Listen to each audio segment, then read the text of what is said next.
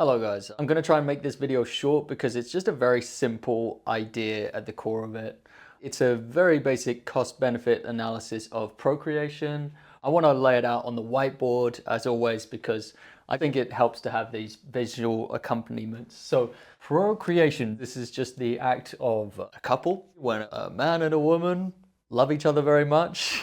They do the hanky-panky, and then some months later there's a bun in the oven, and then she goes pop, and then there's a baby, a new life in the world. Okay, so that's what we're talking about here, bringing a new life into existence. It's important that you understand that. I'm going to go through a few good things, some pros and cons of this. I'm more focused on the cons because I think there's a significant amount of risk, and I think we should be upfront about the risks of procreation.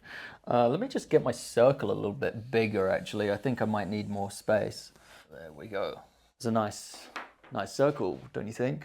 A little bit slanted, but pretty good for a freehand stroke. This is like the big one I like to lead with because this is one that really scares the shit out of me. Rare illnesses, like if you procreate a new child, bring a new child in, there's a chance, it's a small chance, but it's significant that they will have a rare illness, all right?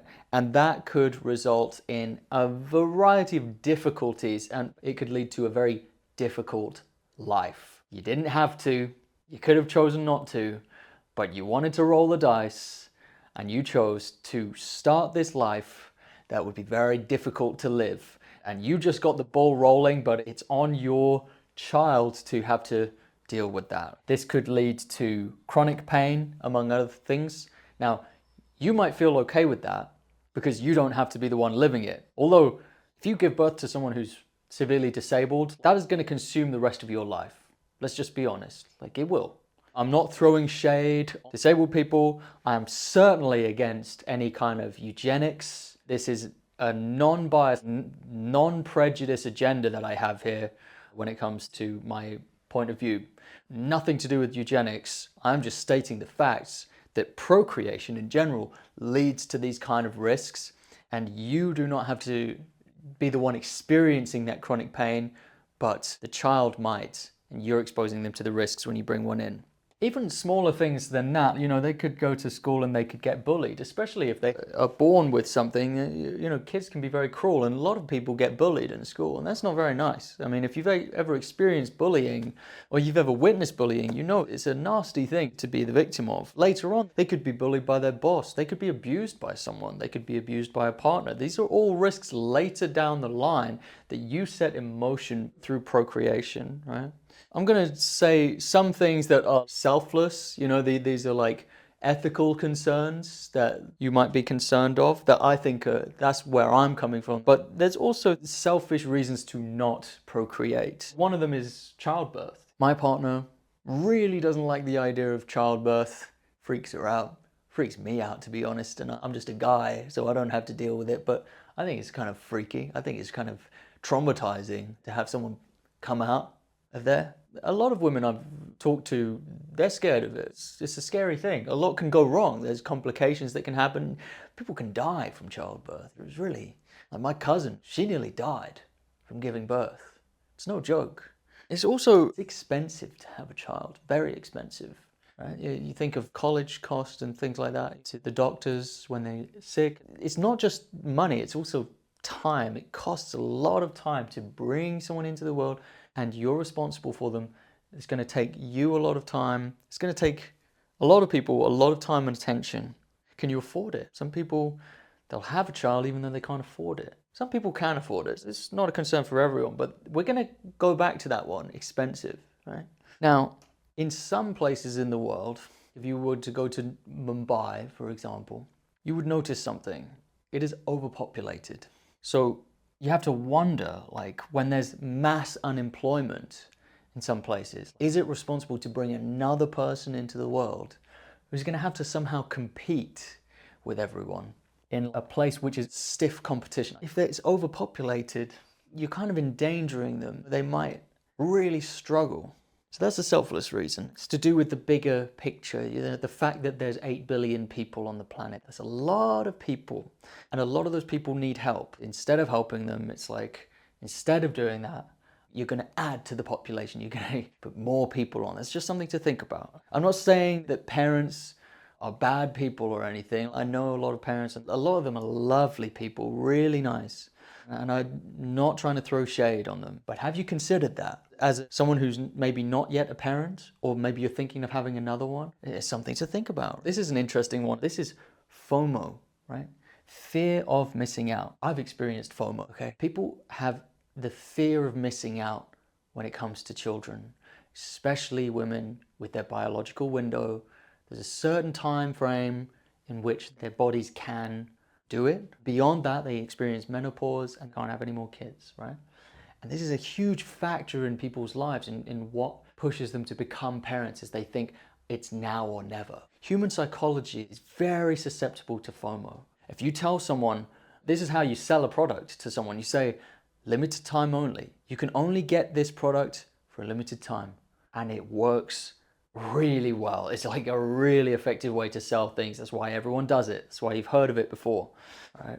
The scarcity idea, this idea, you can only do it within a certain time window. This has such a strong pull on people. You have to really make your mind up. You can only do it for a certain amount of time. I'm going to talk about the good ones. So first of all, this is one of the major motives that people have, and it might sound crass, but we've got to talk about it. It's sexy time.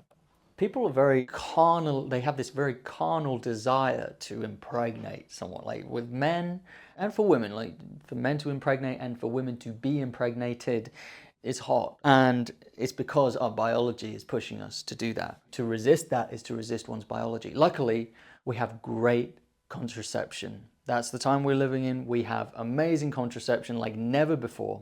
The best one is to get the snip, get the tubes tied, or however they do it, surgical thing. But second to that, the best one is condoms, because condoms, they don't interfere in any biological process. For female contraception, they're not good for the hormone cycles, the pill and stuff. Some people are good at managing it, but for others, it actually takes a toll on their body. That's why men, you got to step up, use a condom. Don't leave it to the women, because female contraception is just, it's not as reliable, and it fucks up their bodies, okay? I've been learning about that recently because I'm a guy. Obviously, I didn't actually know a lot of that, but I've been learning about that, and it's fucked up some of the symptoms that happen with female contraception sometimes. But condoms, you got no excuses, guys. Fellas, be responsible, wear a condom. Another benefit to procreation, bringing a child into the world. For a lot of people, they consider this like their life purpose. They want to be a mum, they want to be a dad. So life purpose, right? And that's a selfish thing. You want to be a dad, you want to be a mom. I respect it, I understand that, but it is selfish. If you want to be the mentor to someone, you want to raise someone, it's selfish, but I can't deny it. It's a reason people have kids. For some people, it's fun. They want to be in a house with a big, happy family, lots of people at the dinner table. They love that. I understand that. It's selfish, but I understand it. They want to teach. It's like an occupation, a thing to do with their lives. There's a huge life fulfillment, life purpose thing. Some people want to leave a legacy, and we're going to touch on that one later. Legacy is a very interesting concept. They want to live forever. They want to ripple throughout the generations. Whatever they do now, they want to have something that lasts beyond their mortal body. I understand that. I feel you. And this is an interesting one. This is potentially the only selfless reason to have a child that people often tell me. They say, I'm grateful to my parents that I exist. And so it's about gratitude. It's about the idea that maybe you can do something that your child will be grateful for. So that's potentially the only selfless reason, but it's very contested in antinatalism. This concept of gratitude, like doing something that someone else will be grateful to you for. Weird reason to have a child, like to pop someone out into this big dangerous world where they could risk these horrible things happening to them, but maybe they'll be grateful, right? Because probably these things won't happen, in which case they'll have a nice life on the whole. They'll still experience bad things, right? But now I want to do something. This is really the point of this video.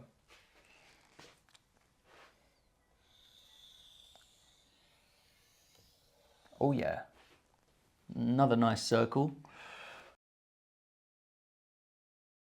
Look at the overlap in this Venn diagram. This was a Venn diagram all along, haha.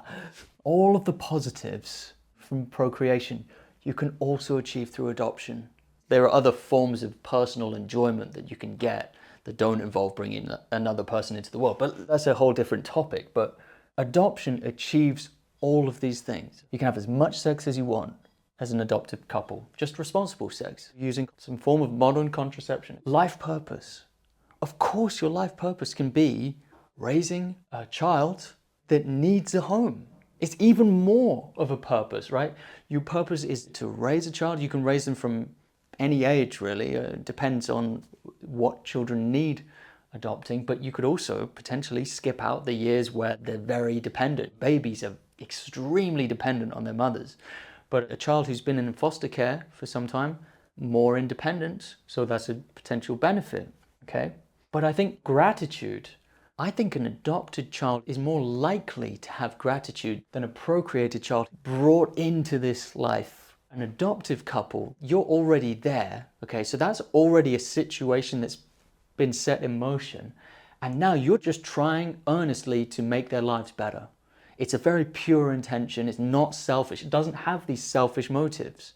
The act of procreation was already set in motion by a couple who probably weren't practicing safe sex, which is why this situation happened. Fun. Of course it can be fun to adopt children. Of course it can. They're kids. Kids are great. It's no different to procreation if the child is adopted. You get to teach someone, impart your values, and that's a legacy. There's no way you can tell me that adopting a child and raising them well and being a mother or a father to an adopted child, there's no way you can tell me that that's not your legacy. You'd have to believe some really archaic bullshit about bloodlines and genetics. That's a bunch of bullshit. Of course, that's an extension of your legacy on this earth. Doing something that outlasts you, being a mentor to someone. You know? And you think an adopted child is not going to feel gratitude? Everything you can think of, there's a positive of procreation, can also be achieved through adoption. And more importantly, this is why the Venn diagram separates here. These things are not caused through adoption, right? You're not exposing someone to the risk of rare illness. They either are or they're not. That you didn't procreate them, you adopted them. So there's no risk of rare illness. There's no risk of added chronic pain. If they're bullied, your efforts as an adopted parent is always going to be to try and prevent that. But never would you be a cause of that because you didn't procreate them. So you would try to help them. Childbirth, you miss it completely. No need to worry about childbirth. Overpopulation, again, not a concern. You're certainly not adding through procreation to the population. Right now, the reality is there are lots of orphaned children in the world. That's just the world we live in. There's always going to be orphaned children in the world as long as there are irresponsible couples out there or irresponsible parents. There's always going to be some number of children who will need a home. What are you really afraid of missing out? Because the reason for FOMO, the reason people have FOMO is because of these benefits, right? But if I'm telling you that all of these benefits can be met through adoption, then what do you have to fear of missing out? Expensive. This is an interesting one. The reason I wanted to retouch on it being expensive to have a child is because I think it should be expensive. I don't think people should pop children out on a whim and for it to cost them nothing. It's a significant moral decision to bring another person into the world. So I actually think it's a good thing. Now, adoption is also expensive. It's an expensive thing to apply for adoption, and I think that's a good thing. So I'm moving the expensive thing into the benefit. I don't think it should be cheap or even easy to apply to raise anyone. Just like with getting a pet, you know, I don't believe in pet ownership, but if you wanted to even adopt a cat or a dog or something, I think there should be a price tag so that you take it seriously. So I see that as a benefit. Now, there are a few things that are a drag with adoption. You have to apply to it and you're going to be scrutinized. You're going to need to show that you have no criminal record. That's going to outrule a few people. Ironically, you can be a criminal and procreate as many kids as you want. And that's just one of the ironies of our society, but that's how it works. They're going to screen you for things. They're going to look at your income. They're going to look at your background history, and they're going to outrule certain people. So you could be denied the ability to adopt, and you can't really be denied procreation. It's just one of the ironies of living in our world. It can be challenging emotionally as well as logistically to adopt a child. The nice thing is you can do it at any age, so there's no biological window. But really, these are obstacles preventing adoption, but they are doable. And the thing is, if you really want to be a parent, you can. Whether or not you have a uterus, think about this, like homosexual couples, people without the physical ability, people who might have suffered a medical problem where they cannot use their uterus, go through this method. There's sometimes you have like some of these new scientific, what is it called, IVF? I don't know. And there's surrogate mothers as well. I don't understand that very much. This is just about these two. But many of them will do this as their option. And it's strange to me that adoption is considered to be like a last resort for people who are having difficulties with fertility. Why is this not people's first resort? If there are kids out there who need a home, who want a home and need a home, and who are in foster care, why is that not the first resort people go to, and procreation being the last resort, given the risks that come along with procreation? For me, I'm really in favor of adoption, and I can barely see any downsides to adopting, okay? Most people will agree with me, even parents. When I say I'm thinking of adopting when I'm 50 years old, when I've got more money in the bank, when I'm more stable, when I've learned more about the world, then I might adopt and try and help someone by giving them a home and a family and taking them out of foster care. Parents, procreative parents, they always commend me. They always say, oh, that sounds great. But why do they not consider it for themselves? It's weird. It's like this irrational biological programming. And I want to be the master of my own body. I've said this before in another video, but I want to be the master of my biology. I want my biology to serve me and my intentions, instead of me, my brain and everything and my activities, to serve my biology. I want to be the master of my biology. Adoption makes sense. I don't know why more people don't consider it. So yeah, I might be an antinatalist. I might. But that doesn't mean I'm against kids. That doesn't mean I'm against the benefits that come with parenting.